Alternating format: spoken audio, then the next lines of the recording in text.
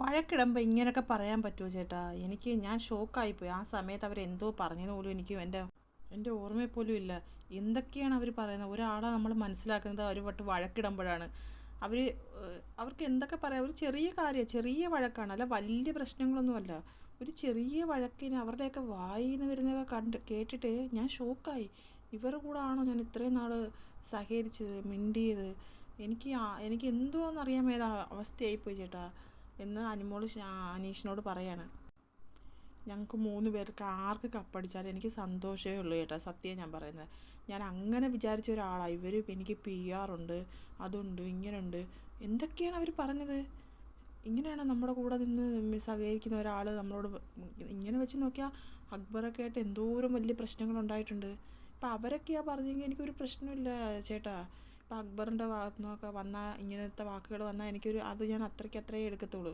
പക്ഷേ ഇതങ്ങനെയാണോ? കൂടെ നിന്നിട്ട് എൻ്റെ മനസ്സ് ഒരു ഗ്ലാസ് പോലെ ഉടഞ്ഞു ചേട്ടാ. ആ ഗ്ലാസ് പൊട്ടിച്ചിതറിയത് ഇനി ഒട്ടിക്കാൻ പറ്റുമോ? എനിക്ക് അങ്ങനെ ആയിപ്പോയി. എനിക്കറിയത്തില്ല ചേട്ടാ. ഞാൻ ഒരിക്കലും അവരിൽ നിന്ന് അത് ഞാൻ പ്രതീക്ഷിച്ചില്ല. വേറെ ആരെന്നെ അങ്ങനെയൊക്കെ പറഞ്ഞാലും എനിക്ക് പ്രശ്നമില്ല. അനിമോളുടെ മനസ്സിലുള്ളതൊക്കെ പറയട്ടെന്ന് വെച്ചിട്ടായിരിക്കും ഒന്നും മിണ്ടാതിരിക്കുകയാണ് അനീഷ്. കുറേ നേരം ഇരുന്ന് എല്ലാം അനിമോൾ പറയുന്നതൊക്കെ കേട്ടുകൊണ്ടിരുന്നു. അപ്പോൾ അടുത്ത ലൈവ് അപ്ഡേറ്റുമായിട്ട് ഞാൻ വരാം. എല്ലാവരും എൻ്റെ ചാനലൊന്ന് സബ്സ്ക്രൈബ് ചെയ്യണേ, സപ്പോർട്ട് ചെയ്യണേ.